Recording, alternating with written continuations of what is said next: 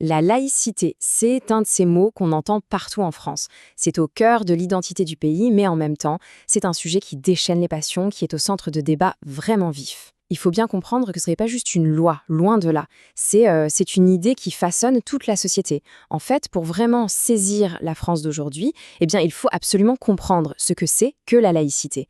Allez, on décrypte ça ensemble. Alors concrètement, la laïcité, c'est quoi? On pense tout de suite à la séparation de l'Église et de l'État, bien sûr, mais en réalité, c'est beaucoup plus profond que ça. C'est une vision du monde qui est vraiment propre à la France et qui a mis des siècles à se forger. Et ce qui est assez fou, c'est que le mot lui-même est presque intraduisible. Figurez-vous qu'en 2004, le Conseil d'État lui-même a reconnu que laïcité n'a pas de véritable équivalent en anglais. Ça montre bien à quel point ce concept est ancré dans une histoire et une culture bien particulières, ce qui le rend unique.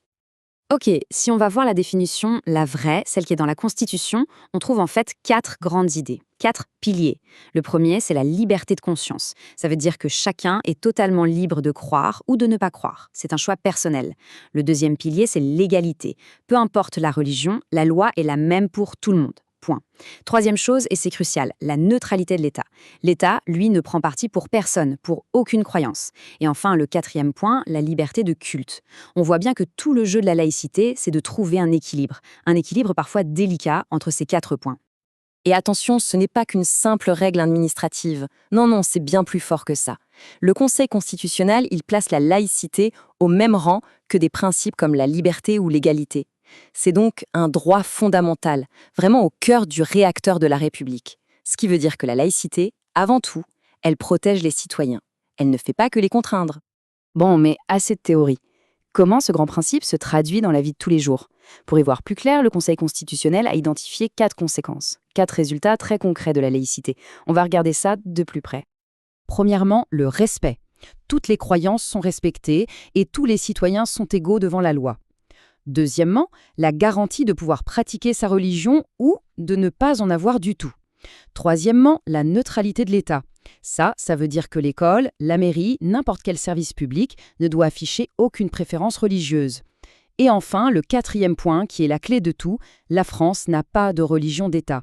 C'est le cœur de la fameuse loi de 1905 qui dit que la République ne reconnaît, ne salarie ni ne subventionne aucun culte.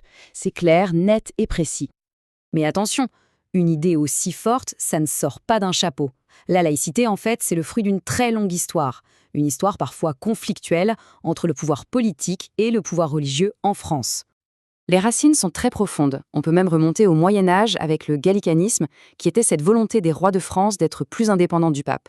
On fait un bond en 1516, où le roi obtient un contrôle direct sur l'Église en France.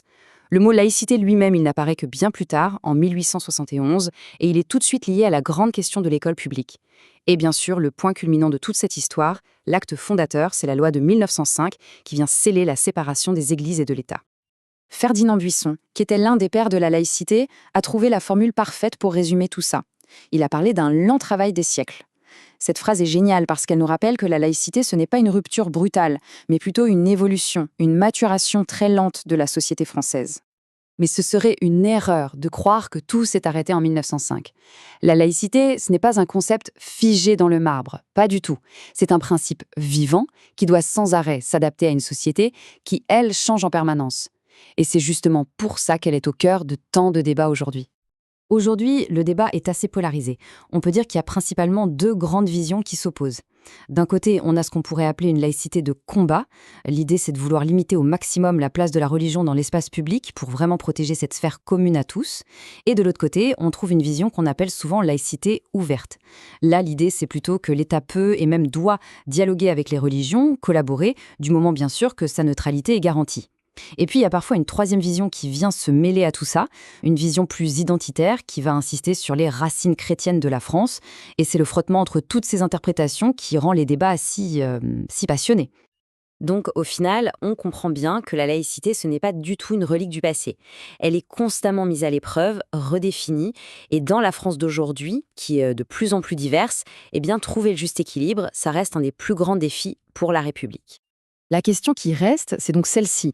Est-ce que la laïcité est un principe figé, un bouclier immuable pour protéger la République, ou bien est-ce que c'est un espace de négociation permanent pour permettre à tout le monde de vivre ensemble?